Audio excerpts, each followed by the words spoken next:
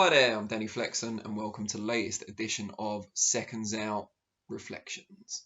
We're here every Monday at 4:30 p.m. to talk about the boxing that has taken place over the weekend.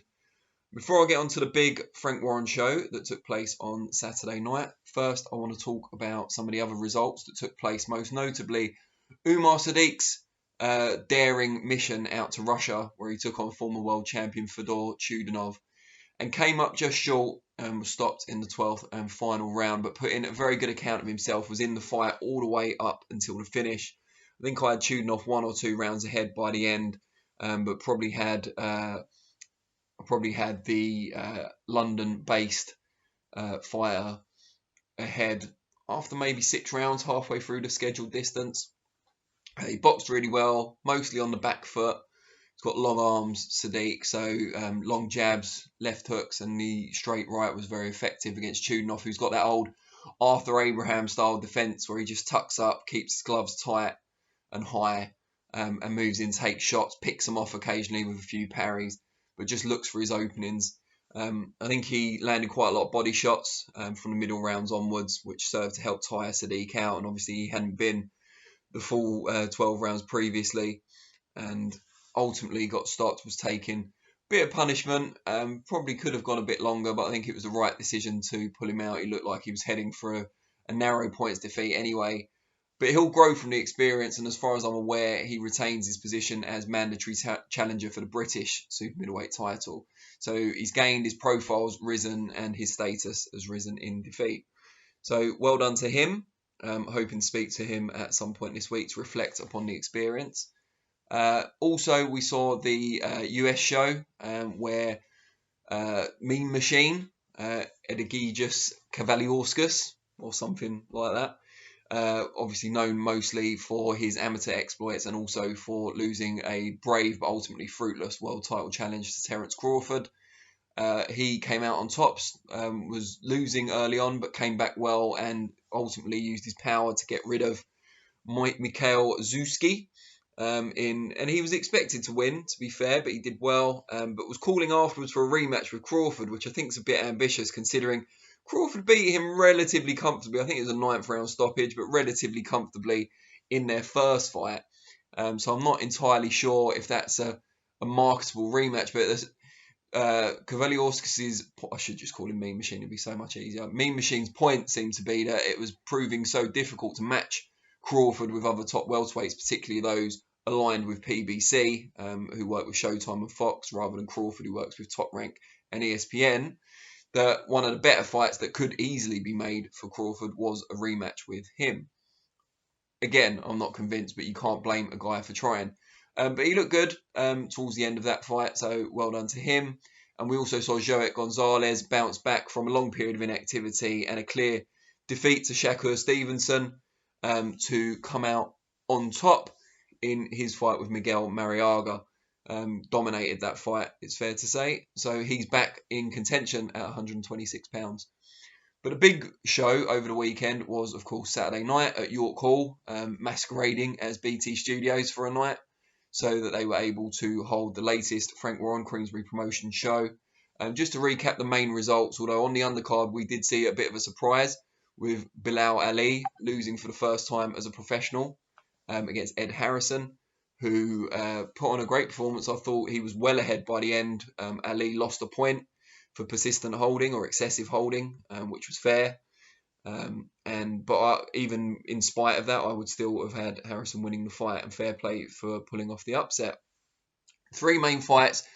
Echo Esserman took a relatively comfortable decision win over Cedric Payno, who had those 2 fights, of course, with Conor Benn, which was mentioned probably about 1 million times, both by me and the commentators. Fair play. Again, I keep saying that. Well done. Just for a bit of variety, well done to Esserman from getting through that. He's the English champion at welterweight, and he'll now look to the winner of Conor Benn, mentioned him again, against Chris Jenkins for the British title. Chief Support was the best fight of the night, as many expected it to be, although it wasn't quite the shootout most people were predicting. Denzel, Bentley and Mark Heffron, British title eliminator at middleweight, ended in a draw, a unanimous draw. All 3 judges had the same score, 95-95. Bentley scored a knockdown when he switched southpaw and landed a straight left as Heffron squared up and was caught off balance. Good shot. But because of that, it means that each judge must have scored at least one round even to come up with that 95-95 score. We do not know as yet, or I don't know as yet, other people might, whether it was the same round that they all scored even. But however you look at it, it was a tight fight. I had Bentley a few rounds ahead at the end, it's fair to say. But some other people had Heffron ahead, some had it a draw. Clearly a close fight. I felt that Bentley was well in control for the first 6 rounds. Thought he was walking Heffron onto shots. His jab was good. He was sharp, for like as fits his nickname, Too Sharp. But he was moving around on his toes. His mobility was very good. But I thought once he got past 6 rounds, and he hadn't been long rounds much before, he's got a lot of early knockouts because of his power. I thought he started to fade, and Heffron really came on and was more aggressive, closed the ring down a lot quicker than he had, moved his feet a lot quicker than he had. And that's when the fight became a lot closer, in my view. And Heffron landed some telling shots as the fight entered towards the end. But I felt Bentley won the last round, the 10th, and I thought with that he'd sealed his victory beyond doubt. But having looked on social media while I was watching the fight, it was clear that other people didn't have it the same as me. It is a subjective sport, of course. And it ended in a draw. And they will hope to run it back. I spoke to Denzel Bentley about half an hour ago. That video will be going up today. Maybe even before this one, but either way, he talks about wanting to run it back as soon as November, potentially on the Dubois-Joyce bill if that moves back again. Definitely like to see it again. I'm trying not to be biased just because I thought Bentley won the first fight, but I would imagine he's got more improvement in him than Heffron because he's the less experienced guy who'd never been those rounds before. But we shall see. Maybe Heffron can identify the mistakes he made, and he'll come back all the stronger. But if they're both better, we're going to see an even better fight. And the first fight was no, bad fight in itself. It was really good to watch. Main event saw Anthony Yarde, as expected, get past Dec Spelman. Stopped him in, I think it was the 6th round. Knocked him down heavily. Spellman got up. Looked all right to continue, to be fair. And I think there was only 18 seconds left in the round. So it wouldn't have surprised me to see him allowed to go on and get that interval, refresh himself and see how he got on after that. He was certainly in the fight. I thought Yarde was winning, but Spellman put pressure on, made it difficult for Yarde at times. I didn't think it was one-sided. Spellman obviously come off that loss to Lyndon Arthur on points about 6 weeks ago, where he was never really in the fight.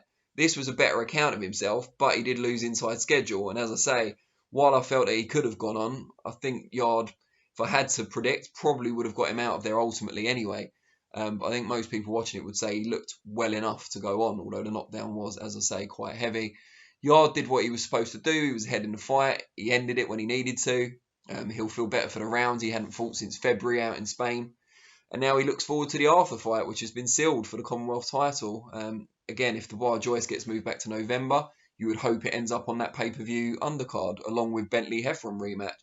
And then that suddenly becomes a much more attractive pay-per-view than it was perhaps 6 months ago, or whenever it was when it was first scheduled. I think it was April. So yeah, that would be really good.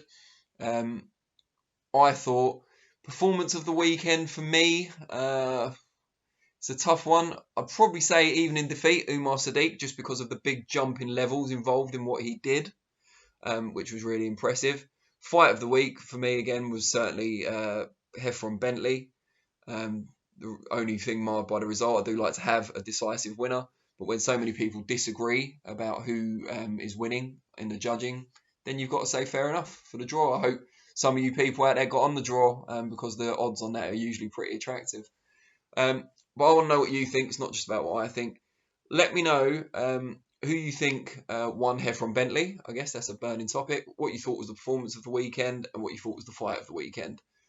Be great to hear from you, and I'll respond to some of your comments.